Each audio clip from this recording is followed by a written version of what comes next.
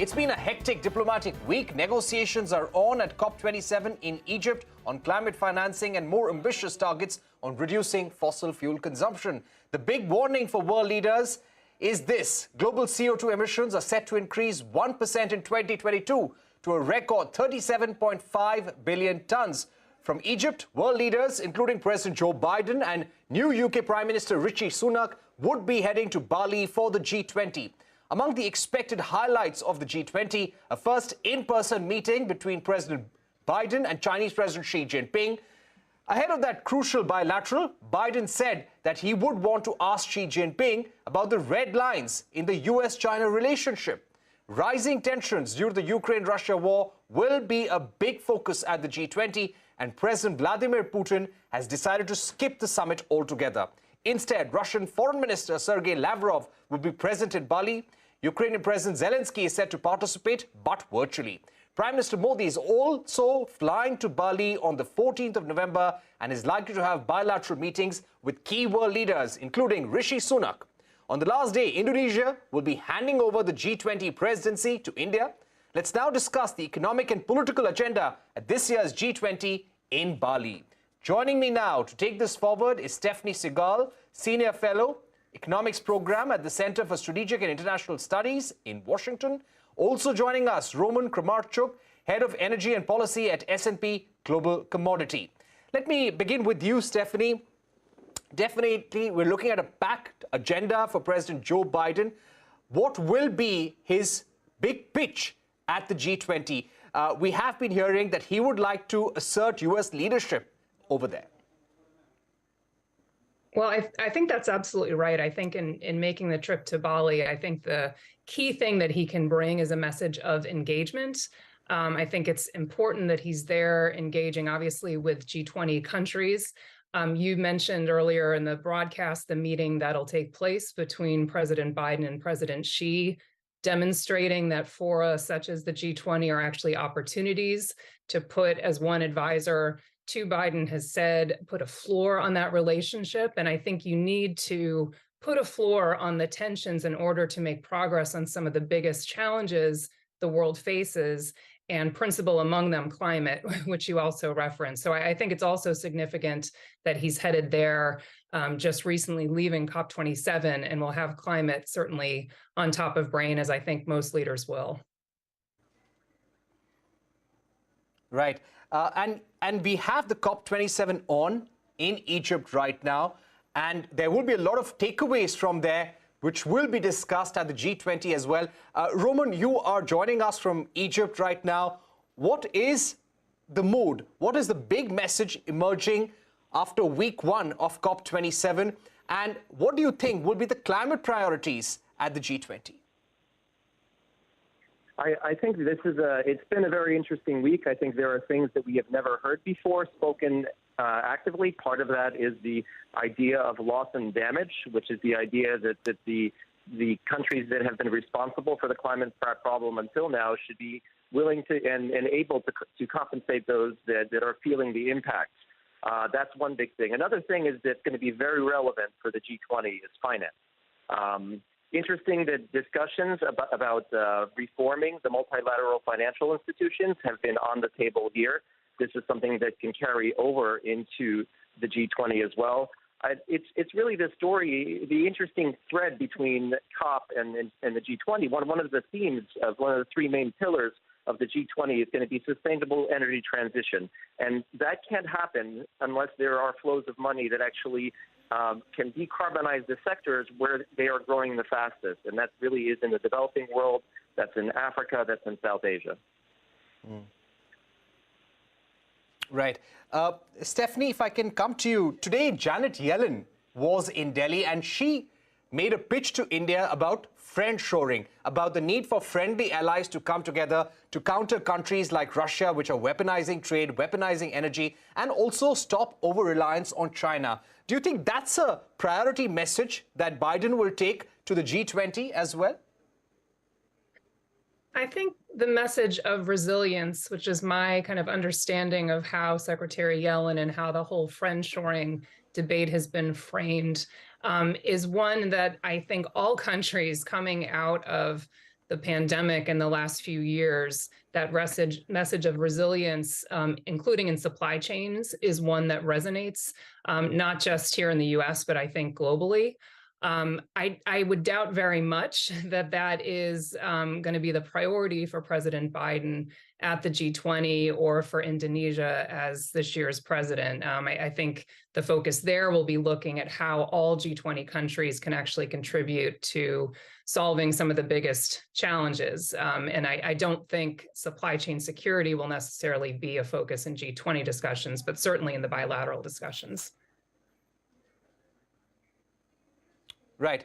Roman, coming to you about the energy crisis that we are looking at right now, do you think the price cap on Russian oil that has been proposed by the European Union, by the United States, it has not been finalized so far. Do you think there will be pressure to somehow come to an agreement on that at the G20 and also put more economic pressure on Russia? I mean, if you look at who makes up the G20, there are countries like China, there are countries like India and South Africa that didn't even vote to condemn the Russian invasion in the UN votes. I think it's going to be nearly impossible for the G20 as a group, if they can't agree on such basic premises, to be taking strong steps on elements like the price cap. So the question is, what is it that we may see, and what can people agree? Well, what can the G20 agree on? It could be around dealing with the consequences of that energy crisis. So it could be around, for example, supporting the grain deal and looking to make sure that there is priority on that.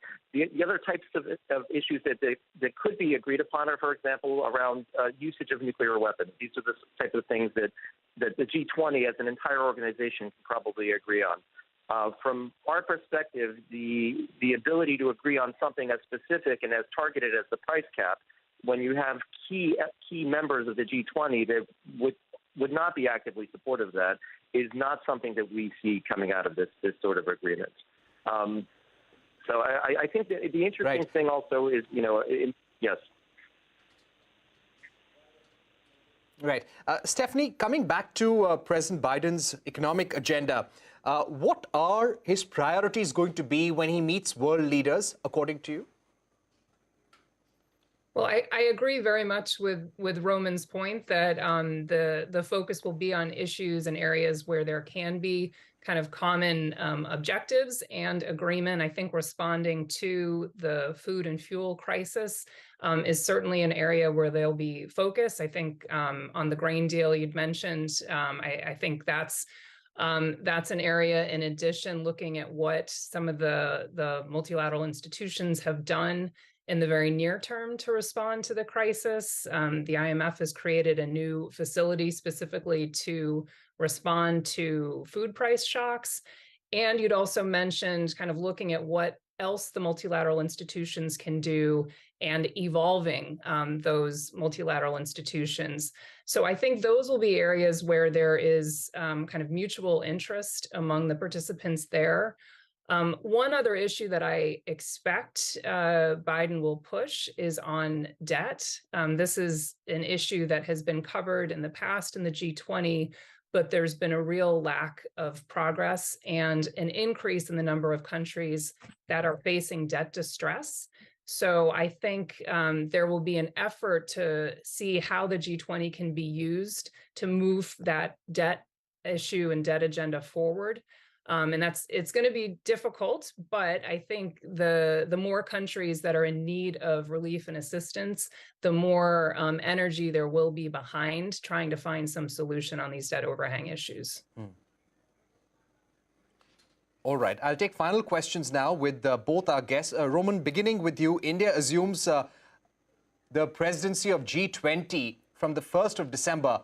What will be the expectation from India when it comes to taking the global economic agenda forward?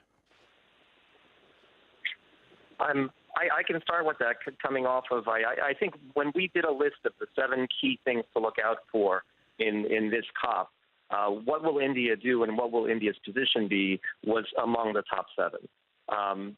India's in a very unique position, both geopolitically, but also in terms of the energy transition.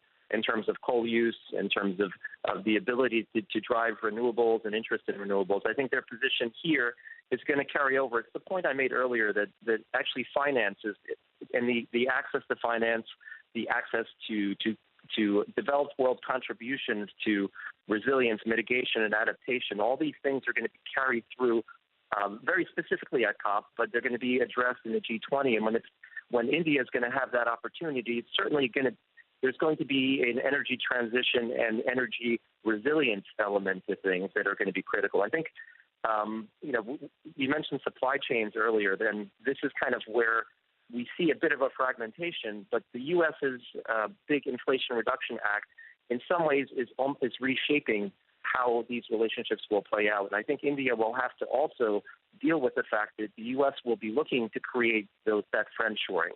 It will be less of a fully multilateral organization because the U.S. is seeking to create those specific supply chains and do industrial policy that way. So I think India has the opportunity to clearly lead on things like energy transition and investment, but they also will face challenges with the U.S.'s Inflation Reduction Act. Right. Stephanie, one quick question to you. If you had to define one key opportunity for India to make a difference to the global economy during its G20 presidency, what would that be? Well, I think the prioritization of climate, as we've been discussing, and that consists kind of two big pieces, one on the national commitment side and specific and concrete plans for emissions reductions using the G20 to ensure that all G20 countries are in fact making those plans and that they're ambitious. And then the second piece, which Roman also mentioned, is how do we actually get there? And that requires mobilizing trillions of dollars in finance. So Indian leadership on how you do that, both working through the multilateral institutions and mobilizing private capital. I think those are going to be areas that India can work on this year and will be essential for G20 years to come. All right. Thank you very much, Stephanie and Roman, for joining us, putting the G20 in Bali in perspective for our viewers. We're going to take a short break, but when we return, we take a deep dive into the U.S. midterm polls and how they will impact President Joe Biden's presidency. A special discussion with the former Indian ambassador to the United States, Arun Singh, when we're back.